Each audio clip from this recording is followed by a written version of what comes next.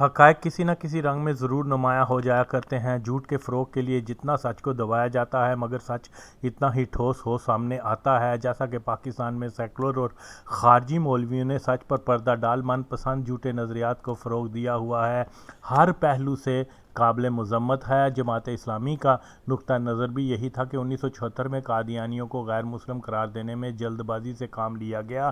یہ فیصلہ اسمبلی کے ان اراکین نے کیا جو اسلام کی سوجھ بوجھ بھی نہیں رکھتے تھے۔ قومی اسمبلی کی قرارداد منظور ہونے کے بعد مودودی کتے نے جو انٹرویوز دیے تھے ان میں اس مرتد و گستاخ نے خوشی و اطمینان کا اظہار کرنے کی بجائے اس فیصلے کو اسلام کی سوجھ بوجھ نہ رکھنے والے افراد کا عجلت میں کیے جانے والا فیصلہ قرار دیا تھا، اور ظاہر ہے کہ قادیانی بھی آج تک اسی موقف کو لیے بیٹھے ہیں۔ اب جو لوگ جماعت اسلامی کو قادیانیوں کا سب سے بڑا مخالف کہتے ہیں وہ 176 اور حقے کے پانی کے درست امیدوار ہیں۔ مودودی کے کفر و اسلام سے بغض پر تو تمام مکاتبہ فکر کے علماء متفق ہیں، مگر وہابی دیوبندی اور خود جماعت اسلامی والے جانتے تھے کہ ضیاء ثابت شدہ جھوٹا قرآن خور فلسطینی مجاہدین کا قاتل اور سب سے بڑھ کر قادیانی نواز ہے، مگر اسی ضیاء کو پکا مسلمان اور ایک عاشق رسول کے طور پر مشہور کرتے رہے، جبکہ ضیاء نے خصوصی طور پر 2 غیر مسلم مصنفین کو انعام اکرام سے نوازا جنہوں نے نبی پاک کی حیات مبارکہ پر کتب لکھی، مگر ان کی کتب میں ایسی تحریریں بھی پائی جاتی ہیں کہ جو کسی نبی کی شان اور رتبے کے منافی ہیں، جیسا کہ ضیاء نے ایک انگریز مصنف مارٹن لنک کو سیرت نبی کانفرنس میں مدعو کیا اور اس کی نبی صلی اللہ علیہ وسلم پر لکھی کتاب کو انعام دیا، جبکہ اس کتاب میں واضح طور پر لکھا ہوا ہے کہ محمد بحیثیت نبی کے دعوے میں ناکام رہے معاذ اللہ،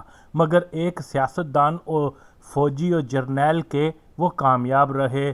نبی کو سیاستدان وغیرہ کی شہرت دینا ہرگز ایسی تحریر نہیں کہ اس کو انعام دیا جاتا، بلکہ ایسی تحریر ایک بدترین گستاخی کے سوا کچھ نہیں۔ اسی انگریز مصنف نے نبی پاک کی اپنی پھوپھی کی بیٹی زینب بنت حجاش شادی کے واقعے کو ایسے انداز میں رقم کیا ہوا ہے کہ رسول اللہ نے جیسے ہی ان کو دیکھا تو ان کے دل میں خواہش پیدا ہو گئی معاذ اللہ۔ قادیانی موقف بھی مارٹن سے ملتا جلتا ہے کہ اکثر قادیانی مرزا کا محمدی بیگم کے واقعے کو یہ کہہ کر دفاع کرتے ہیں کہ انبیاء پر اس قسم کے عشق کے الزامات لگتے رہتے ہیں، جیسا کہ محمد صلی اللہ علیہ وسلم یا دیگر انبیاء کا عورت کے عشق میں مبتلا ہونا۔ اسی طرح سے مرزا غلام قادیانی پر بھی محمدی بیگم کے ساتھ عشق کی کہانی مشہور کر دی گئی ہوئی ہے۔ بہرحال یہ ایک عجیب بات ہے کہ ضیاء نے مارٹن لنک اور سیالکوٹ کے ایک عیسائی کو نبی پاک صلی اللہ علیہ وسلم کی سیرت لکھنے پہ انعام دیا کہ یہ دونوں مصنف اپنی کتب کے حوالے سے گستاخی کے مرتکب ہیں، مگر ضیاء قادیانی نے ایسے متنازع رائٹرز کو انعامات سے نوازا، جو دلیل ہے کہ ضیاء ہرگز عاشق رسول نہیں تھا، بلکہ نبی پاک کی امت سے اس کا کوئی تعلق تک نہیں تھا، کہ جس نے کسی کذاب کو نبی مان لیا وہ امت محمدی صلی اللہ علیہ وسلم سے کٹ جاتا ہے۔ اسی لیے جو کوئی قادیانیوں کو اسلام کا فرقہ قرار دیتا ہے وہ خود دین سے فارغ ہے۔ ضیاء نے اپنے قادیانی ہونے کا ایک اور ثبوت یوں چھوڑا کہ برصغیر کی تاریخ میں پہلی مرتبہ جس نے اپنے پیروکاروں پر مشتمل کمیٹی کا نام مجلس شورا رکھا تھا وہ مرزا قادیانی تھا۔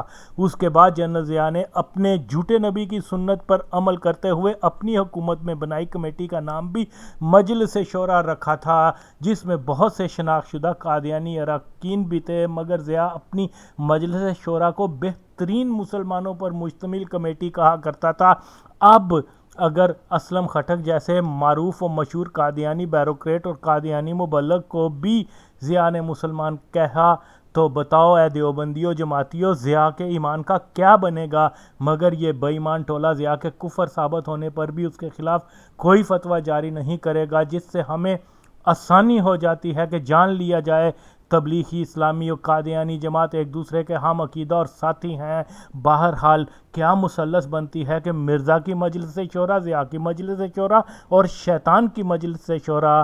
ڈاکٹر عبدالسلام کو ضیاء نے 1979 میں نوبل پرائز لینے پر تمغہ دیا اور عبدالسلام کی تعریف کرتے ہوئے جو تقریر کی اس میں ضیاء نے فخریہ طور پر ڈاکٹر عبدالسلام کو سائنس میں نوبل پرائز لینے والا پہلا مسلمان سائنسدان کہا تھا۔ بتاؤ ابو جہل کے شاگرد وہابی دیوبندی جماعتیوں، جس نے شناخت شدہ قادیانی کو مسلمان کہہ کر پکارا، اس کو تم نے کفر کا فتویٰ دینے کی بجائے امیر المومنین، مجاہد اسلام اور شہید اسلام قرار دے دیا۔ اگر میری بات کو غلط سمجھتے ہو تو جاؤ اس دور کے اخبارات، رسائل، ٹی وی خبرنامے دیکھ لو، تم کو ثبوت مل جائے گا۔ مگر تم اس کے باوجود بھی مرد حق، ضیاء الحق، مائی حق کہتے پھرو تو کوئی حیرت نہیں۔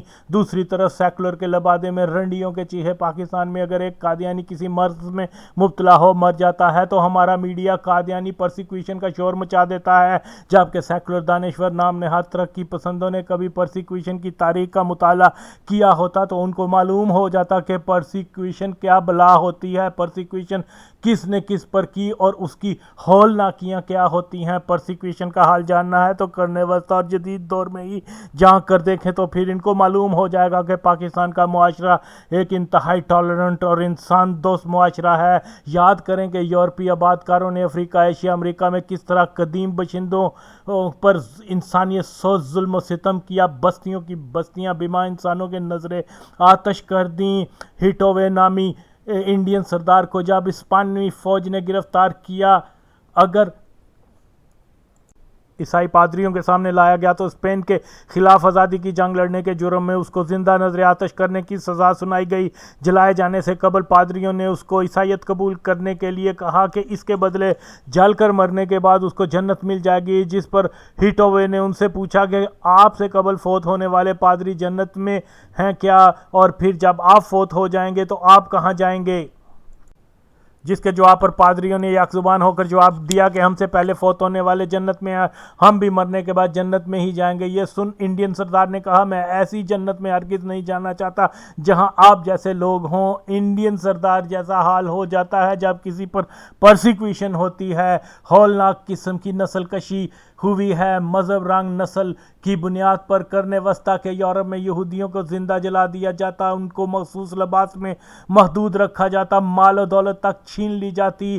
ایک مرضعی کی موت پر قادیانیوں کی پرسیکیوشن کا رونا رونے والوں، کبھی کشمیر فلسطین میں ہونے والے ظلم پر بھی بات کرو، کبھی یہ بھی ذکر کرو کہ شرون اور فلنجسٹ کے لشکروں میں شامل درجنوں قادیانیوں نے کس طرح سے فلسطینی مہاجر بستیوں صابرہ شتیلا کو چاروں طرف سے گھیرنا، حتیٰ زن و اطفال بزرگوں کو چن چن کر مار ڈالا تھا، کس طرح سے اسپین میں مسلمانوں کو اذیت ناک طریقوں سے دین تبدیل نہ کرنے پر سوروں کے ساتھ بند کر دیا جاتا، کس طرح سے زندہ دفن و نظر آتش کیا جاتا، کیسے صلیبی فوج مسلمانوں کے خون سے ہولی کھیلا کرتی تھی، گجرات انڈیا میں کیسے ریاستی سرپرستی میں وحشیانہ طریقوں سے مسلم بستیوں کو برباد کر کے مردوں کو قتل اور عورتوں سے ریپ کیا گیا۔ یہ سیکولر بھارت کا حال ہے کہ مسلمان کو کرائے کا گھر لینے کے لیے کیا کیا جتن کرنے پڑتے ہیں، مگر میڈیا میں سیکولر اور روشن خیالی کا چہرہ سجائے قادیانی مبلغوں کو پاکستان میں ایک قادیانی کی موت یا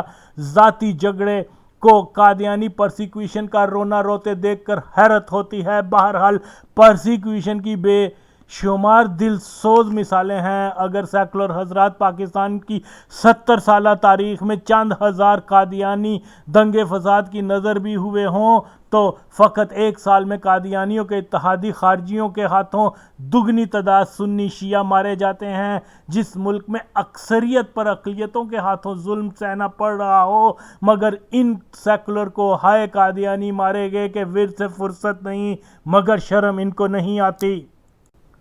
اے این جی او سامراج ساختہ سیکولر عقل کل کے مالکوں، قادیانی پرسیکیوشن کا شور مچانے سے قبل پرسیکیوشن کیا ہوتی ہے، کہاں اور کیسے ہوتی ہے، اس بابت اگر تم اپنے ہی من پسند یورپی مورخین کی کتب پڑھ لو تو اصولی طور پر اس کے بعد آپ کو نام نہاد قادیانی پرسیکیوشن کا پھر سے واویلا نہیں کرنا چاہیے۔ پاکستان میں قادیانی پرسیکیوشن کی چند ایک مثالیں ہم سے بھی سن لو کہ تو کوئی حرج نہیں کہ 40 سالوں سے آپ کی ہی سنتے آ رہے ہیں، اور مانو تب کہ اس کے بعد انکار کر سکو گے یہ حقائق درست نہیں ہیں، تو حاضر ہیں بے شمار میں سے چند ایک قادیانیوں پر کیے جانے والے वाले बदतरीन जुल्म की मिसालें कि अगर पूछा जाए कि पाकिस्तान की अमीर तरीन कम्युनिटी कौन, तो जवाब है कादियानी। पाकिस्तान की ब्यूरोक्रेसी पर किसका गलबा? जवाब कादियानियों का। पाकिस्तान की तमाम बड़ी सियासी पार्टियों में बेशतर आला ओहदेदार कौन? जवाब कादियानी। पाकिस्तान की इस्टेब्लिशमेंट में अमल दखल किसका? जवाब कादियानियों का। पाकिस्तान के मीडिया पर किसका राज? जवाब कादियानियों का। फौज में कलीदी अफसरान में किन का असर व रसूख?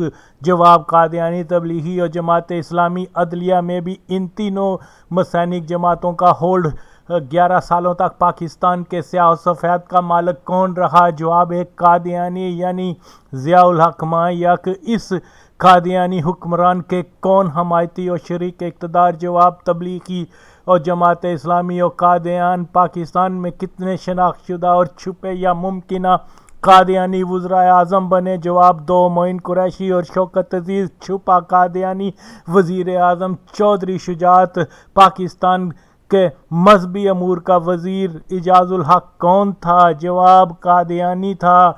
ज़िया दौर में से लेके आज तक कौन वजारत दाखिला के वज़ीर चले आ रहे हैं? जवाब जिन पर पाकिस्तान में बहुत ज़्यादा जुल्म हो रहा है वही यानी कादियानी। पाकिस्तान की सेनेट का चेयरमैन कौन? जवाब वसीम सज्जाद कादियानी। पाकिस्तान की फ़ौज का शनाख्तशुदा कादियानी सरबराह कौन? जवाब जहांगीर करामत कादियानी।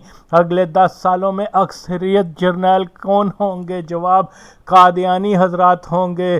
पुलिस इंटेलिजेंस इदारों में तबलीगी जमात के बाद किसका असर व रसूख? जवाब कादियानियों का। पाकिस्तान की सरकारी कंपनियों में आला अफसरान में किन की भरमार? जवाब कादियानियों की। पाकिस्तान में कम अज़ कम 50 बड़ी सनतें किन की मलकियत? जवाब कादियानियों की मलकियत। पंजाब के जागीरदार घरानों में आबादी के तनासब से कादियानी जागीरदार पहले 5 अव्वलीन घरानों के हिस्सेदार। डिफेंस हाउसिंग अथॉरिटी की 25% प्रॉपर्टी किसकी मलकियत? जवाब कादियानियों की। इन सोसाइटीज़ में बंगलों के बेशतर मालिकान कौन? जवाब कादियानी। बहरिया टाउन और दीगर लैंड माफिया किसके कंट्रोल में? जवाब कादियानी और तबलीगी जमात के कैंटोनमेंट इलाके और ख़ास तौर पर खारियां की छावनी के इर्द गिर्द ज़िया दौर में किसको आबाद किया गया? जवाब कादियानियों को। पाकिस्तान के हर पैदावारी ज़राए पर आबादी की निस्बत से सबसे ज़्यादा मलकियत किसकी? जवाब कादियानियों की। प्राइवेट सेक्टर में सबसे ज़्यादा शेयर किन के? जवाब कादियानियों के। कारोबार, तालीम, ज़राअत, बैंककारी से लेकर पाकिस्तान के कौमी इदारों, सियासी जमातों यानी हर शोबा ज़िंदगी से लेकर इक़्तिदार के ऐवानों तक इनका असर रसूख जिस मुल्क में है वो पाकिस्तान है। अगर इसको कादियानी परसिक्यूशन कहते हैं तो फिर अल्लाह ऐसी परसिक्यूशन हर कौम के नसीब में कर दे तो वारे ही न्यारे हो जाएं। और तो और एक ऐसे मुल्क पाकिस्तान जहां इनको अक़लियत करार दिया गया हुआ हो, उस ही मुल्क की 20 करोड़ की आबादी में फ़कत 40 लाख के करीब बसने वाले कादियानी इस कदर बाअसर के मोहम्मद अली जिन्ना के बाद मुल्क के सबसे बड़े लीडर जुल्फ़िकार अली भुट्टो तक को फांसी के फंदे तक पहुंचा देने की ताकत रखते हैं। मगर सेकुलर चीखों से सुनने को यही मिलता है कि कादियानी एक नहायत पुर अमन शाश्ता तालीम याफ्ता मुहज़्ज़ब मासूम कम्युनिटी हैं जिन पर पाकिस्तान में बदतरीन जुल्म हो रहा है। मुसलमान कादियानियों का हुक्का पानी बंद कर रहे हैं वगैरह। मैं सभी नाम नहाद सेकुलर, रोशन फिक्र, सहाफ़ी, दानिश्वर, एंकर्स, कालम नवीस वगैरह को खुला चैलेंज करता हूं कि वो अगर अपने बाप की औलाद हैं तो आएँ मेरे इन बयानात को रद्द करके दिखाएं। बेशक पाकिस्तान के अवाम दरगुजर करने वाले इंसान दोस्त और खुदा तरस हैं, कादियानियों को काफिर जानते हैं, मगर परसिक्यूशन इनका कभी कोई शेवा नहीं रहा। हाँ, अलबत्ता इस्लाम के नाम पर हिंदुओं, ईसाइयों या कुछ कादियानियों के ख़िलाफ़ मुसलमानों को बदनाम करने के लिए जो सहूनी साम्राज्य साख्ता तकफीरी टोले जो मुसलमानों की आबादी का 2% भी नहीं वो तबका अगर अपनी पुरतशद्दद कार्रवाइयों से दुनिया के मीडिया को एंटी इस्लाम कैंपेन चलाने के लिए वक्तन फ़वक्तन मवाद मुहैया कर देता है तो इसको हरगिज़ मुसलमानों के खाते में डालना एक जुल्म है। यहाँ भी कादियानी नवाज چیخے بھول جاتے ہیں کہ ان تکفیری گنڈوں کے ہاتھ اقلیت کی نسبت اکثریت مسلمانوں کے خون سے رنگے ہیں۔ پاکستان ایک ایسا ملک ہے جہاں قادیانی، تبلیغی، جماعتی، دیوبندی باوجود ایک اقلیت ہیں، مگر ملک کے ہر شعبے میں اس فری میسن ساختہ مافیا کا زبردست کنٹرول ہے، اور یہی مافیا پاکستان کے اکثریتی عوام کی ہر شعبہ زندگی میں زبردست ایکسپلوٹیشن اور پرسیکیوشن گاہے بگاہے کرتا رہتا ہے، مگر یہاں الٹی گنگا بہہ رہی ہے اور اکثریت کو اقلیت کی پرسیکیوشن کا جھوٹا واویلا مچا، ایسے ڈرامے رچا جس سے یہ تاثر ملے کہ پاکستان میں مذہبی طبقے کی طرف سے اقلیتوں پر ظلم و ستم کیا جا رہا ہے، اور یہ سب کچھ پاکستان میں ناموس رسالت کے قانون کی وجہ سے ہو رہا ہے، لہٰذا یہ قانون بدل دیا جائے۔ سبحان اللہ کہ ناموس رسالت قانون کے غلط استعمال کا راستہ خود رحمت العالمین محمد صلی اللہ علیہ وسلم نے 1400 صدیوں پیش یہ فرما کر روک دیا ہوا ہے کہ جس نے میری ذات کی مناسبت سے جھوٹ باندھا وہ ہم میں سے نہیں بلکہ جہنم کا کتا ہے۔ اب کوئی مسلمان تو یہ جسارت کر ہی نہیں سکتا کہ وہ کسی غیر مسلم پہ توہین رسالت کا کوئی جھوٹا الزام لگا کر جہنم کا کتا بننے پر راضی ہو۔ ایک مالونہ آسیہ بی بی کے خلاف بہت سے افراد نے توہین رسالت کا بیان دیا، گواہان علماء سے بھی ملے اور کم و بیش سبھی علماء نے ان کو اس بات آگاہی دی کہ نبی صلی اللہ علیہ وسلم کی ذات کی مناسبت سے جھوٹ کا کیا انجام ہوتا ہے۔ بے شک علماء کی تسلی ہوئی، تبھی تو آسیہ کو مالونہ کہا جاتا ہے۔ اگر آسیہ بے قصور ہے تو پھر نبی پاک صلی اللہ علیہ وسلم کے نام پر جھوٹ بولنے والوں پر فتویٰ صادر کیا جائے اور ان کو سزا دی جائے، مگر سچ یہی ہے کہ آسیہ نے یقیناً توہین کی تھی۔ بہرحال اسلام کے قوانین کے غلط استعمال کی روک تھام خود شریعت اسلام ہی کرتی ہے۔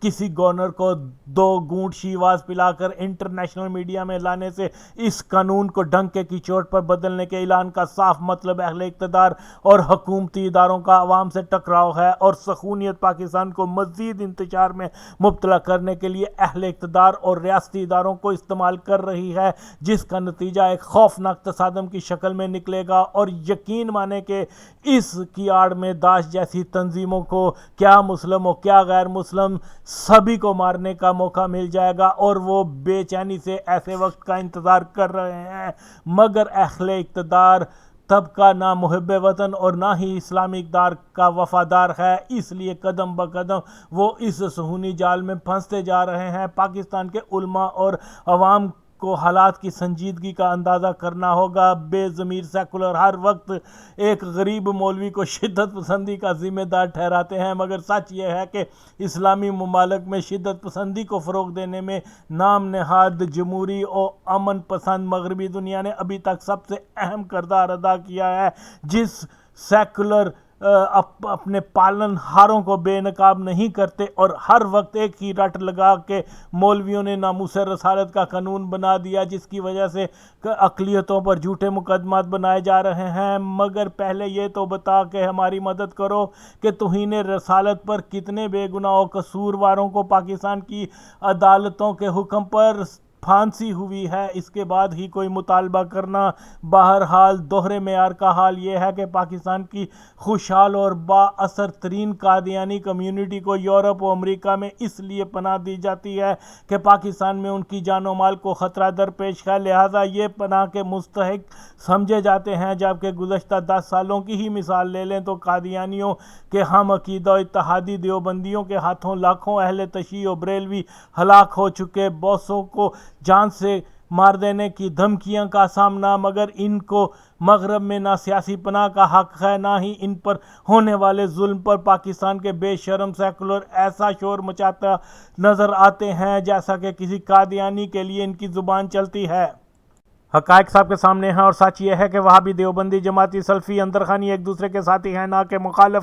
یہ طبقہ دور جدید کا سب سے غلیظ انسان دشمن، مکار اور جھوٹا ہے۔ اس خارجی سیکولر قادیانی ٹولے کو قابو کیے بغیر پاکستان کبھی بھی پرامن نہیں ہوگا۔ وقت کی ضرورت ہے کہ خارجی سیکولر قادیانی مافیا کو ہر جگہ بے نقاب کیا جائے، ان नापाकों को मुकम्मल तनहा कर दिया जाए। लिहाजा हमें ना तो मेहदी हसन, परवेज मुबारक अली और ना ही औरिया अंसार जैसे गुमराह और द्रोगो अफराद की ज़रूरत है। ये सभी इस्लाम को बदनाम करने के दजाली मंसूबे पर अमल पैरा हैं। सेकुलर झूठ बोलते हैं कि कादियानी किसी को कुफर का फतवा नहीं देते, सबको मुसलमान मानते हैं। मगर अब्दुल हकीम नामी शख्स ने जब कादियानियत से तौबा कर ली तो मिर्ज़ा ने उसको मुर्तद करार दिया, हत्ता कि 130 साल गुजरने के बाद उसके नाम के साथ मुर्तद ही लिखते हैं। मगर मीडिया में मुबारक जैसे भौंकते फिरते हैं कि तकफीर का हक किसी को नहीं, और अगर नहीं तो फिर कादियानियों को हक ये किसने दिया।